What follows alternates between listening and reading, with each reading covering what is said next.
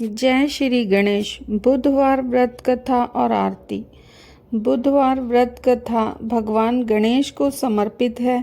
इस कथा का पाठ करने मात्र से आपके जीवन में धन, बल, बुद्धि, विद्या की वृद्धि होती है तथा आने वाले सभी संकटों का नाश होता है।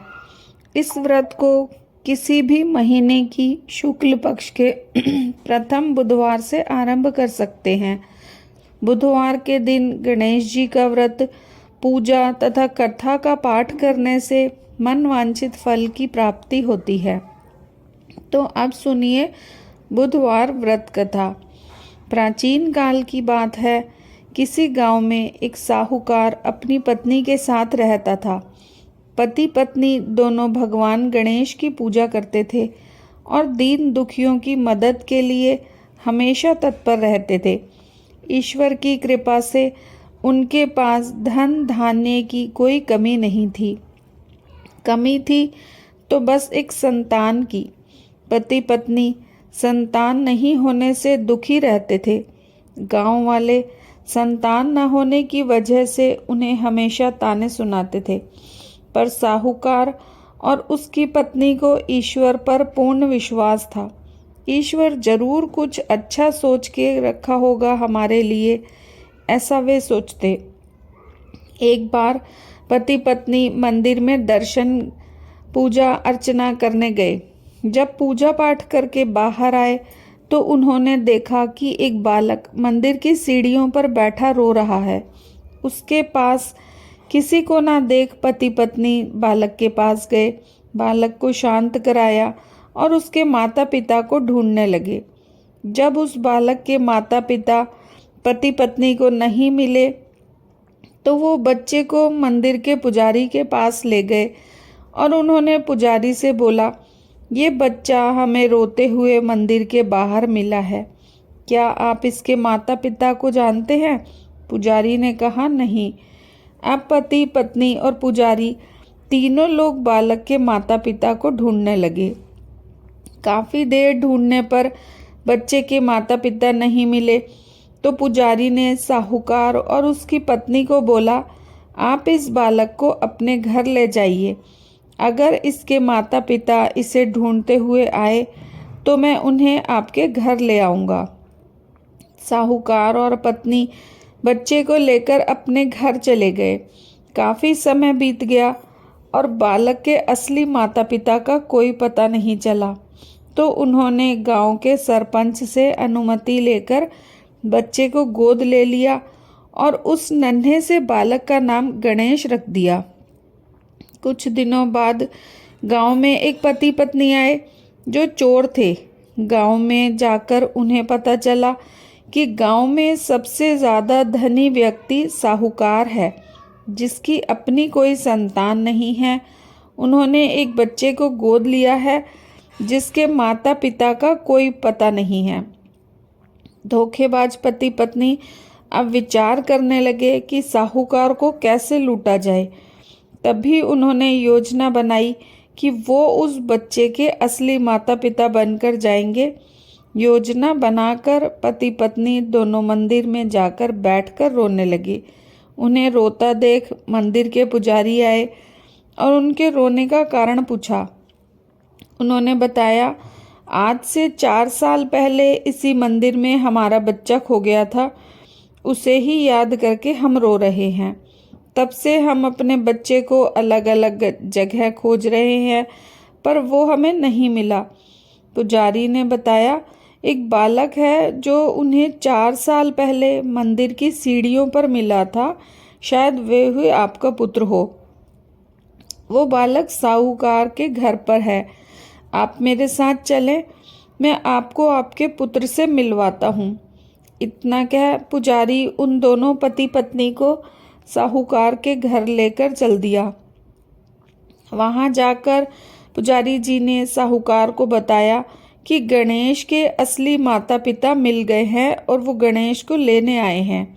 ये सुन साहूकार और उसकी पत्नी दोनों बहुत दुखी हुए, लेकिन उन्होंने गणेश को उसके असली माता पिता को सौंपने के लिए तैयार हो गए। शाम का वक्त था। साहूकार ने उन दोनों पति पत्नी से बोला, आप लोग आज विश्राम करें और कल प्रातःकाल होते ही निकल जाइए। ये सुन दोनों पति पत्नी खुश हो गए, क्योंकि उन्हें चोरी करने का मौका मिल गया था। रात को जब साहूकार और उसकी पत्नी सोने चले गए तो दोनों पति पत्नी उठे और चोरी करने के लिए तिजोरी तोड़ने लगे। आवाज़ सुनकर घर का नौकर जाग गया और उसने जाकर देखा, ये तो वही पति पत्नी थे जो खुद को गणेश का माता पिता बता रहे थे। नौकर ने कमरे का दरवाज़ा बाहर से बंद कर दिया और तेजी से मालिक को बुलाने लगा। आवाज़ सुन साहूकार और उसकी पत्नी दौड़ते हुए आए और चिल्लाने का कारण पूछने लगे। नौकर ने बताया कि ये दोनों पति पत्नी तिजोरी से चोरी कर रहे थे। ये सब देख वो समझ गए कि ये गणेश के माता पिता नहीं बल्कि कोई चोर हैं। साहूकार ने गणेश को देने से मना कर दिया और बोला कि यहाँ से चले जाओ। उन दोनों धोखेबाज पति पत्नी ने निर्णय किया कि अब तो वो गणेश को अपने साथ ले जाकर ही रहेंगे। पति पत्नी दोनों गांव के सरपंच के पास गए और बोले, साहूकार उनका पुत्र वापस नहीं दे रहा है। सरपंच ने साहूकार और उसकी पत्नी को गणेश को साथ लेकर सरपंच के सामने प्रस्तुत होने की सूचना भेजी। साहूकार अपनी पत्नी और गणेश को लेकर आया। तब सरपंच जी ने फैसला किया कि साहूकार की पत्नी तथा दूसरी औरत जो गणेश को अपना पुत्र बोल रही है, उन्हें सूर्य देवता के सामने अपना आंचल फैलाकर खड़े हो जाना है।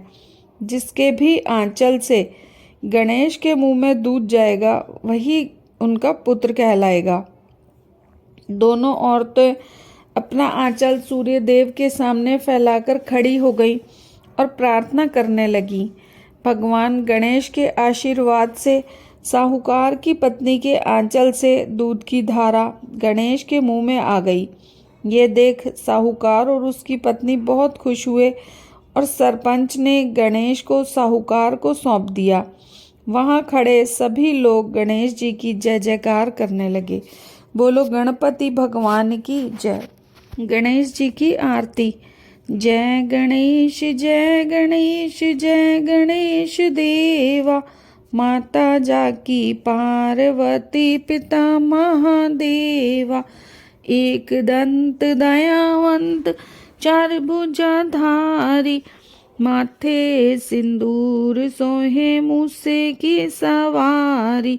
जय गणेश जय गणेश जय गणेश देवा, माता जाकी पार्वती पिता महादेवा, पान चढ़े फूल चढ़े और चढ़े मेवा, लड्डुअन का भोग लगे संत करे सेवा।